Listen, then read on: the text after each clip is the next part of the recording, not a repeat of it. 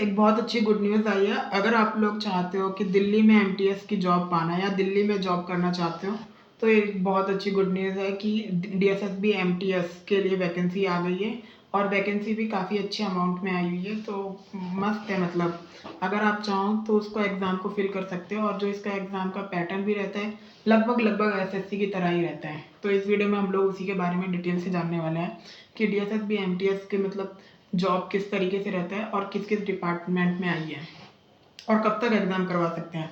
तो सबसे पहले मैं आपको बता दूं कि जो इसमें 719 वैकेंसीज आई हुई हैं, ये टोटल वैकेंसीज हैं। अनरिजर्व कैटेगरी और कैटेगरी वाइज अलग अलग है। तो इसमें मैं आपको बता देता हूँ, तो ये 302 वैकेंसीज आई हुई है अनरिजर्व कैटेगरीज के लिए, फिर 212 ओबीसी के लिए, 70 एससी के लिए और 53 एसटी के लिए और ईडब्ल्यूएस के लिए 77 है। टोटल वैकेंसी 714 है। और इसके अलावा पर्सन विद डिसेबिलिटीज़ वालों के लिए भी 33 वैकेंसी है और ईएसएम और एमएसपी वालों के लिए भी 76 और 32 वैकेंसी दी गई हैं। यानी कि वैकेंसी अच्छे अमाउंट में है। और ये जो आप एप्लीकेशन फॉर्म फिल कर सकते हो 17 तारीख से लेकर के 15 तारीख के बीच में। 17 तारीख से विंडो स्टार्ट हो जाएगा और 15 तारीख को विंडो क्लोज हो जाएगा।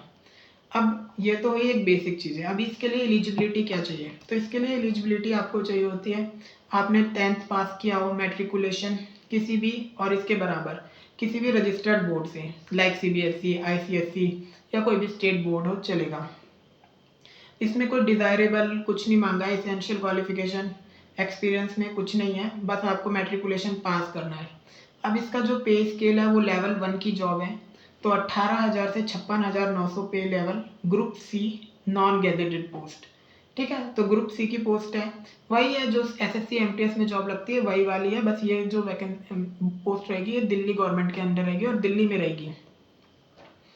तो काफ़ी अच्छी है। अगर दिल्ली के लिए कोई दिल्ली स्पेशल चाहता है तो वो एसएससी के अलावा इसको भी भर सकता है, क्योंकि अगर एसएससी में उसकी कट ऑफ आई जाती है तो दिल्ली में वो इसमें सिलेक्शन ले सकता है। अब ये तो ये इसकी कुछ बेसिक बातें। अब जान लेते हैं कि ये जो जॉब का सेंटर रहता है ये कहाँ रहता है। तो ये जो डीएसएसबी का एग्ज़ाम है ये दिल्ली गवर्नमेंट में दिल्ली के अंदर ही कंडक्ट कराया जाता है। इसके जो सेंटर्स रहते हैं वो दिल्ली में रहते हैं।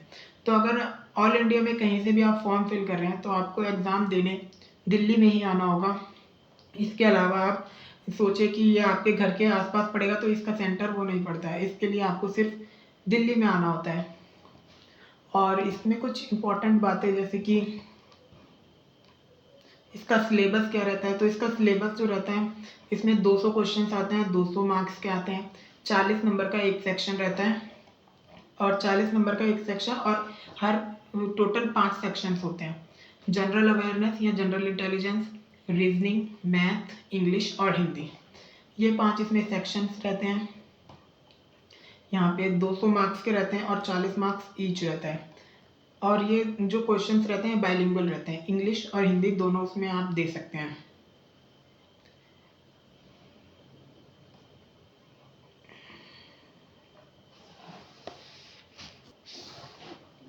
मिनिमम क्वालिफाइंग मार्क्स जनरल और ईडब्ल्यूएस कैटेगरी के लिए 40% है, ओबीसी के लिए 35% है और एससी, एसटी और पीडब्ल्यूडी के लिए 30% रखा गया है।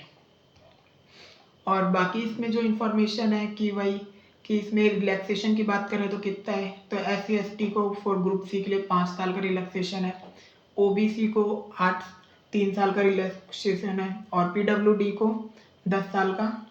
और एससी एसटी अगर पीडब्ल्यूडी के साथ में एससी एसटी है तो 15 साल का और ओबीसी है तो 13 साल का। तो इस तरीके से इन सबको रिलैक्सेशन मिला हुआ है।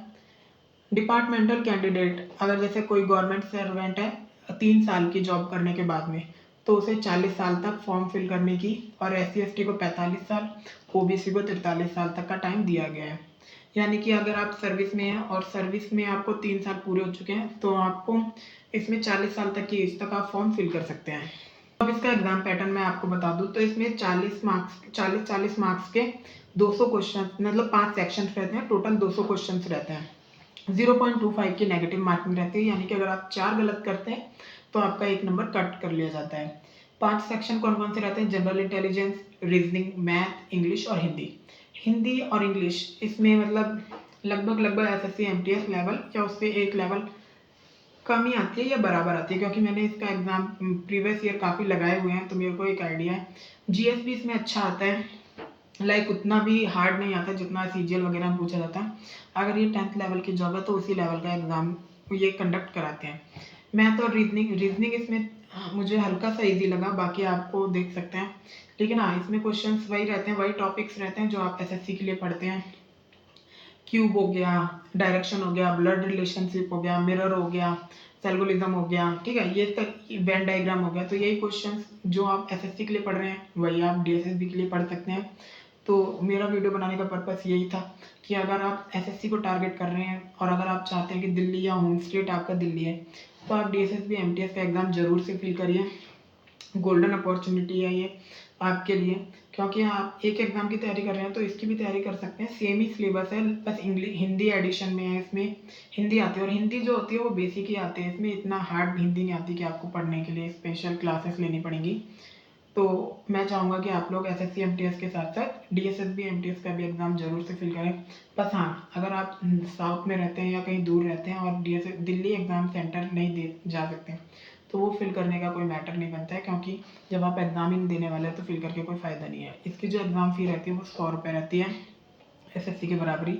इवन डीएसएसबी के सारे एग्ज़ाम की फ़ीस 100 ही रुपये रहती है। फीमेल के लिए फ्री रहती है, तो आप देख सकते हैं, अच्छी अपॉर्चुनिटी है। बाकी अगर और कुछ जानना चाहते हैं तो आप कमेंट कर सकते हैं, मैं आपको बताने की पूरी कोशिश करूँगा।